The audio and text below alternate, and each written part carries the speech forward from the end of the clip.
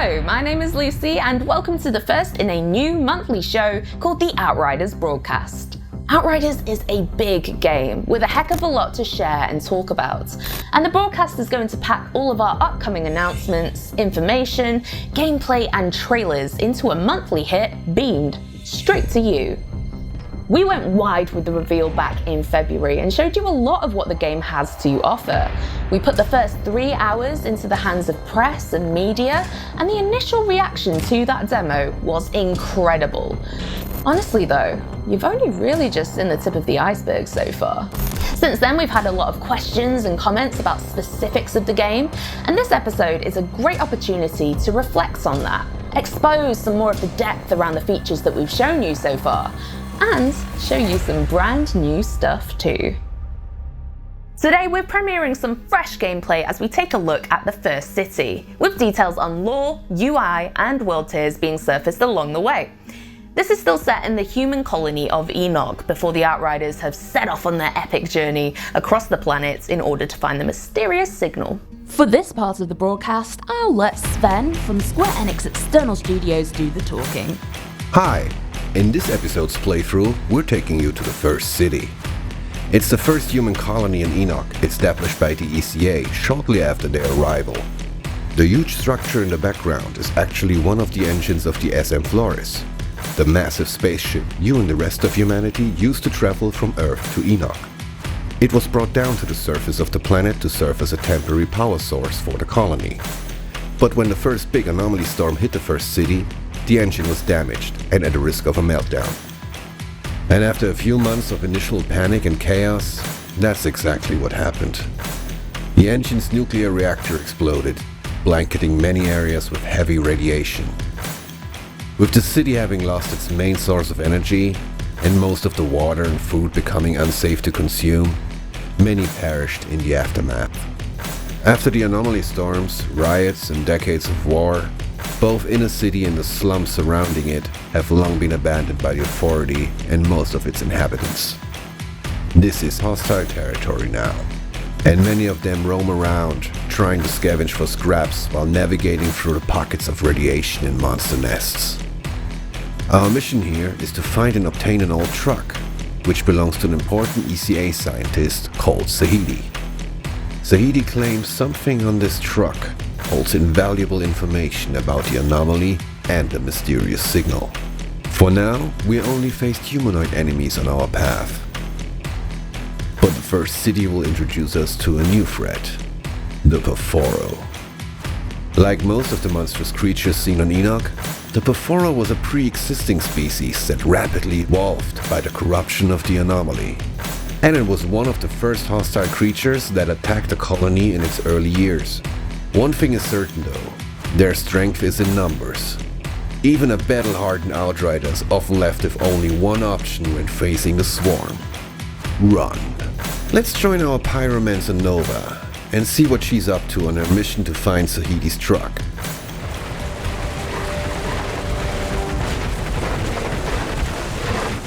Yeah, like I said, sometimes you just need to run. But not for long.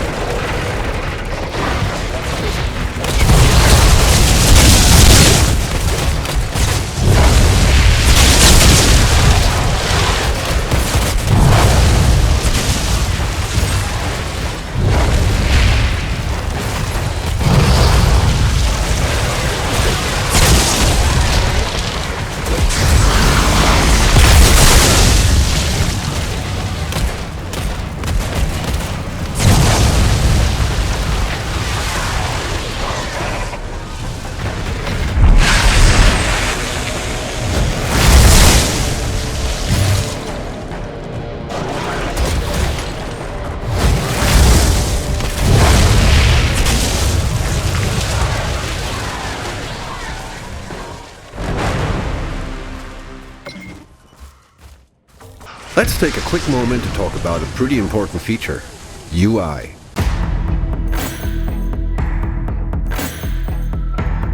We know that screen real estate is important to shooter fans. There's a lot of information that needs to be delivered, and players have various preferences in terms of the hierarchy of information. We're conscious that different people want different things from an RPG shooter. Some people like seeing everything, from damage, numbers, quest trackers to life bars and more, while others might want a more pure shooter experience. Everyone falls in different places on that spectrum, so we made sure to include options to customize your UI experience however you like. Let's see if I can clear up my screen a little. I really want to take in the view today, so I'm changing my HUD to a more minimal shooter-style UI. Let's return to our pyromancer Nova now. She made good progress through the ruins of First City and is now heading towards a giant drawbridge.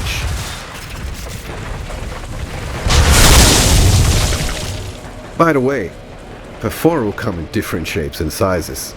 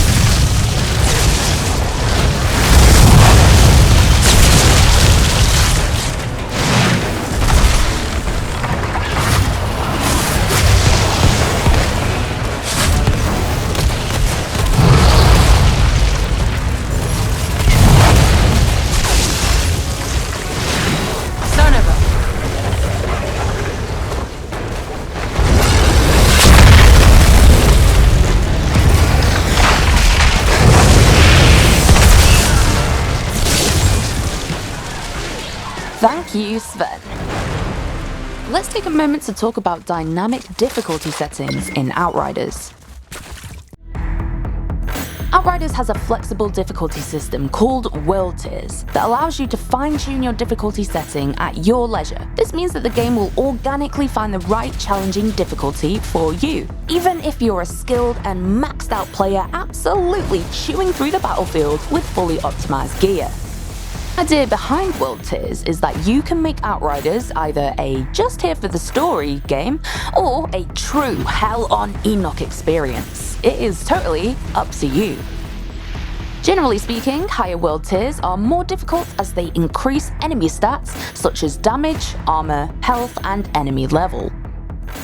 However, you will also gain more rewards, get better loot drops, and unlock more accolades. You'll start on World Tier 1 and scale up as you play the game, depending on your performance. When you eventually get up to the higher World Tiers, you will get to a point where you will need to optimize your gear and build accordingly in order to continue to progress. Let's pull up the World Tier menu here and have a closer look. As you can see, World Tiers can be manually adjusted on the fly, depending on how you're currently doing.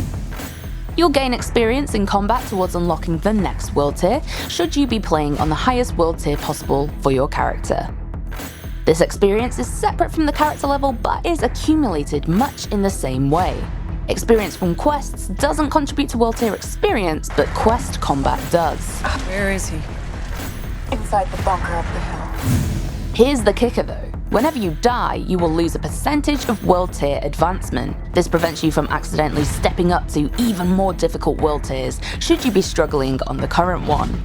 You really need to earn your spurs here. Each newly unlocked World Tier will also reward you with either a resource or a new rare, epic, or legendary weapon, and in some cases, both. Higher World Tiers will enable loot to drop that is actually of a higher level than the player themselves. This starts at World Tier 4 and scales till World Tier 15. At the same time, playing on these same World Tiers will allow the player to wear gear that is higher than their level while they are in that World Tier. One final note on difficulty. The difficulty of the game and enemies will also be impacted by the amount of players in the game. This will ensure that the game remains challenging while playing in groups with friends, but it isn't punishing to the point of not being fun when playing solo. For now, things were a little on the easy side for us back there, so let's crank things up a gear. Thanks, Lucy. Nova likes her enemies tough, so yeah, bring it on. One of the things we've been super mindful of during development is how all that background and exposition is delivered. We know that one of the pains of this genre is having to work to consume story. We don't want our lore to be a chore or an obstacle to immersion. So we've ensured that everything is on the disc and in the game itself. While exploration and talking to NPCs will deliver additional context and background, BIOS, backstories and lore are unlocked as you play, and can then be pulled from the menu at any time. So, say for example you want to learn about the first city and the initial colonization of ENIX, you can check it out right here. The next section will be pretty tough, so ask my friend and community manager Robbie to tag along for a little co-op action. He's sporting a badass Trickster in a complete legendary gear set. Now let's do some real damage. We have a truck to find.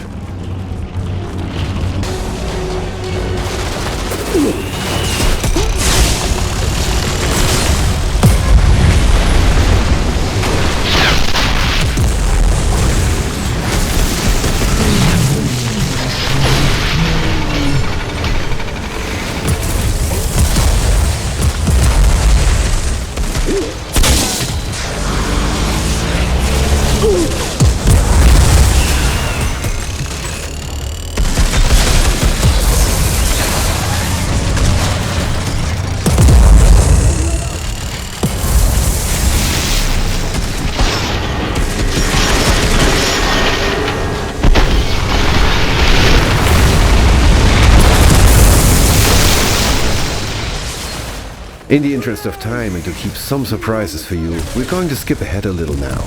Let's join the final minutes of the brutal finale against the portal-wielding captain.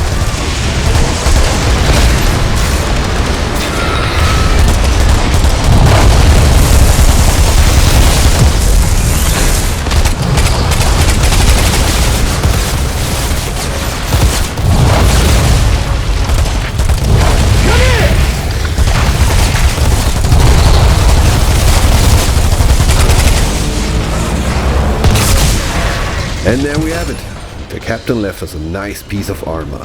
And yeah, a couple of limbs too. We hope you enjoyed our little trip to First City, and I see you in the next episode. Stay safe out there.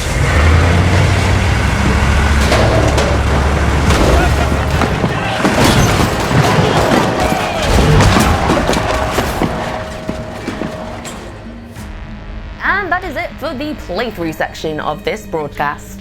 We'll be showcasing new areas and features in future episodes.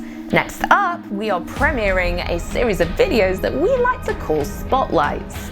These are in-depth features that expose the depth around a particular aspect of the game.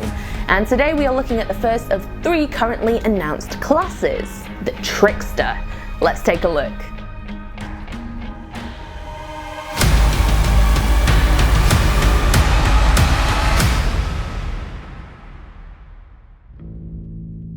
Greetings, Outriders. Welcome to the Outriders Spotlight, a collection of videos where you can find out much more about individual topics in the world of Outriders. This is your one-stop shop, the place to be, where you'll have explanations straight from the team behind the game.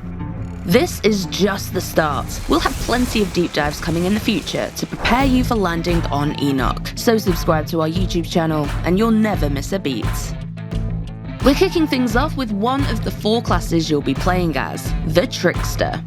Sit back and learn everything you need to know about the assassin class. As tricksters, we manipulate the fabric of time and space to take out enemies by surprise. Who is this class for?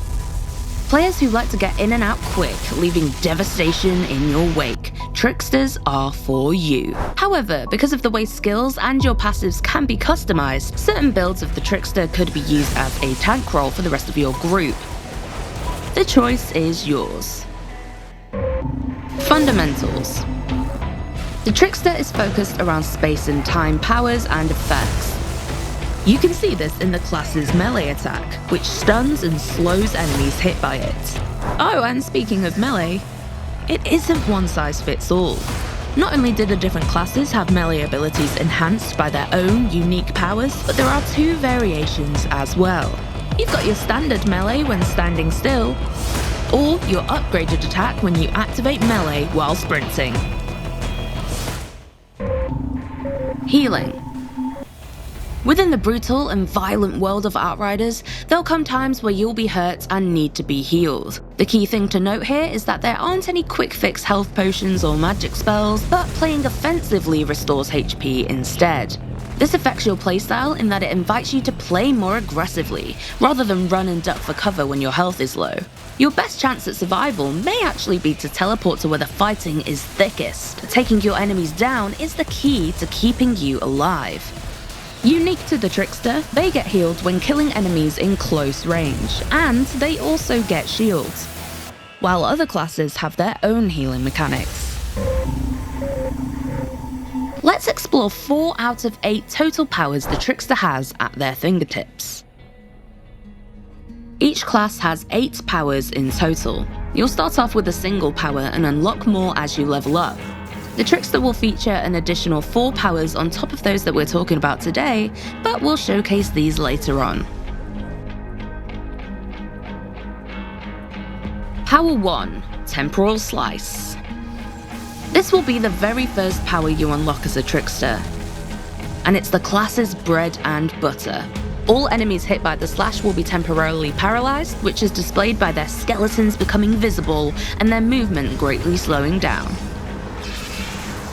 Slowing enemies down is a key Trickster skill, as it allows you and your squad mates to pour lead into any enemies caught in the effect. The Temporal Slice is especially effective in combination with other skills that cluster enemies close together. The slice will affect all enemies and allow for maximum damage and kills, which can easily heal a nearly dead Trickster back to full health thanks to the mechanics.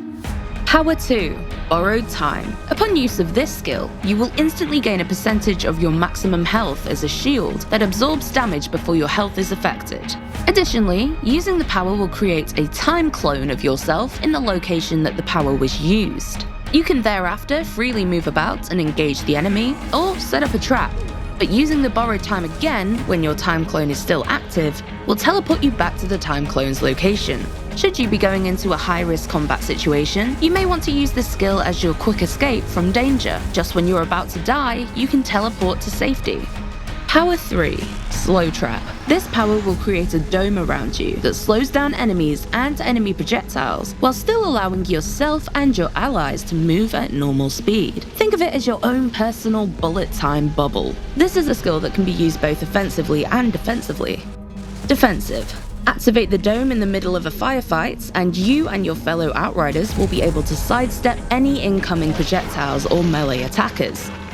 You can also use the slow trap to help in resurrecting a fellow teammate if they've been downed in a particular hotspot.